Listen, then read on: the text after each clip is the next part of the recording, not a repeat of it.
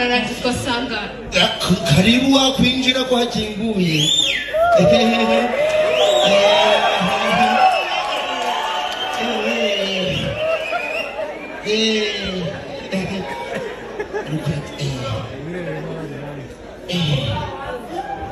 meze gute se wakinga igiki siniweho ma jewe data we dore Kigali ngirahindura abantu su nawe wiriye iwacu urasambana hanyuma birakureba se ibyo mbona n'akazi muri wowe birakureba Yezu ni ukoranaga na kazungu sabi ndakwiyamye dukora ibyo dukora uvumbika vuba nigenda yemwe ndikumva warakutse igira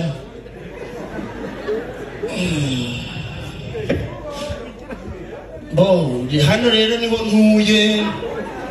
hombaga niho patoro yambwiye ngo nje ndarara nibyo gabanya ituru yawe aho urara nawe icyo ntabwo bindeba navuga ngo ngorera akazi vuba vuba nigende bafite abakiriya benshi banegereje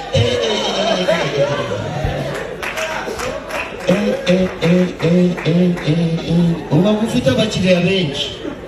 ariko dana kazungu yabimbwiye ngo umuntu wese muhuye muhuraga ngo uri kugenda uri kwihuta ngo nta kandi bagufite ntako pe ntaco rero ubwo rero mva mubwire ya mukobwa turi no bwa mbere nshaka kugira ngo unapfa udufatireho n'akamasomo ko kwiga ko kugira ngo umuntu amenye niba ari n'ubwa mbere arabicisha mu zihenze umva nkubwire mu mafaranga wa 20,000 igihe nakwigisha none turabikora ntabizi nyishyura shyiraho 5,000 umwigisha shaka wafatira kuri 20 kari bwo ukagura uwiwacu ntacyo reka mwigisha ntiwumva ko kantu ko kuba uwiwanyu rero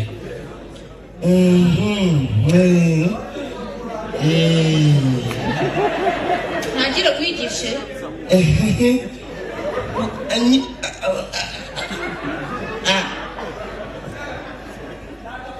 niba ushaka gusoba dore tuwarete yanjye ibaga mu nzu wakifashisha ariko uyobewe ko hano turi mu mujyi wa Kigali akadomo wazanye akajari ka nyoko hano ku marido ndawe aho wubaga tuwarete zanyu ntazibaga mu nzu yagiye yanjye ibaga mu nzu icara mwigisha ibyo mwigisha ufite izindi gahunda kwicara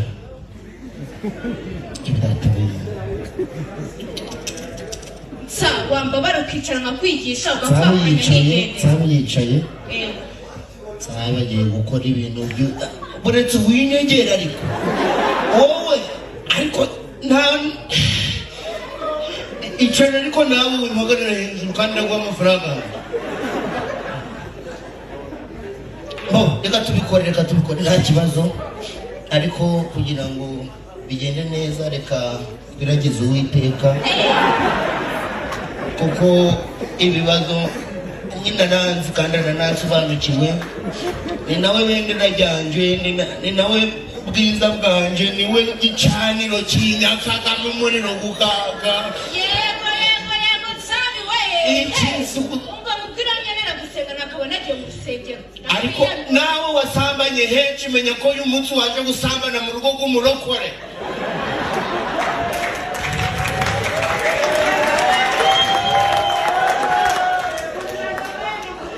cishe bugufi dusenge yenda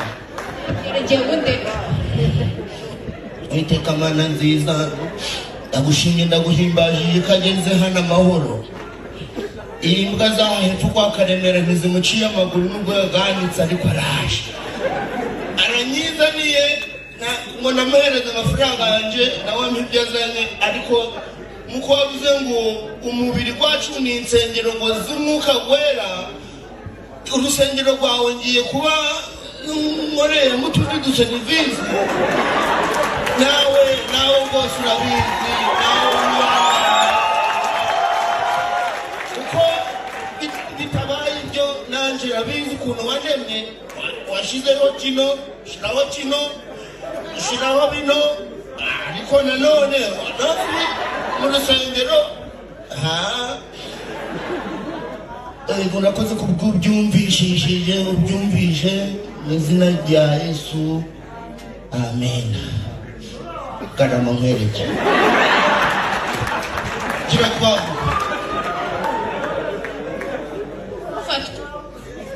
Yesu Kristo we none si usigaye warageze ku rwego rwo kujura agendana ibintu by'abasambanyi ariko urenda ubwira abasambanyi wowe icyo tujana gukora ni igiki ibi ngibi bikoresha abantu babaye akahebwe ubwo nawe winjiye mu mwuga rero ufatwa nukuri kw'Imana nakubesha ibintu ntaho uramenye oya hanyuma urashaka ko bigenda gute nshaka ko ibintu tubikora hataje n'ibyo ngibyo ushaka kumanukiraho ukamperekeza reka mubwire sasa aka gakingirizo bagakoze kugira ngo tubashe kwirinda uri kunyumva neza wanjije ndi kukumva tubashe kwirinda indwara ziura mu mibonano mpuzabitsina yego harimo sida ndetse n'imitezi n'inda zitateganyijwe uri kunyumva neza ndi kuzumva ufatwa rero ambana izo ndwara zose uvuze urazifite narazigira gute se kandi byamagara mpura n'abantu benshi pe akangaka niko kandinda uhuraga n'abantu benshi ngaho ndeberamo 45 ese n'urukweto ugiye kwambara ubwo mubwire rero akangaka gakoranye ubuhanga bukomeye waba uri muremure waba uri mugufi waba ubyibushye cyangwa unanutse waba uri na nza yego fata garama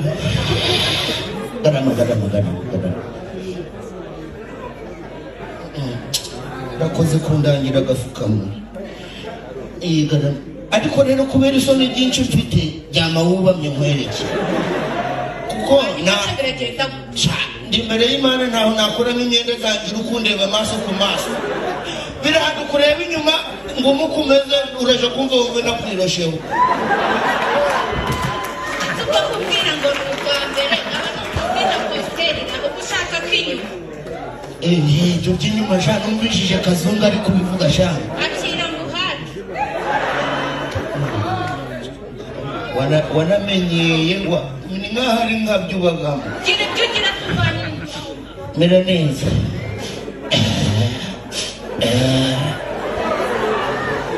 ariko mana yanjye 2020 uzi ko harimo amatafari 300 tugiriye iwacu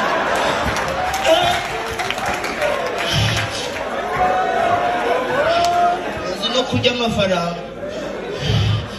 Kazungu uragenda gukora ibyo urakora mugataha mu mahoro nta kintu na kimwe Kazungu ugataha uko waje kwanza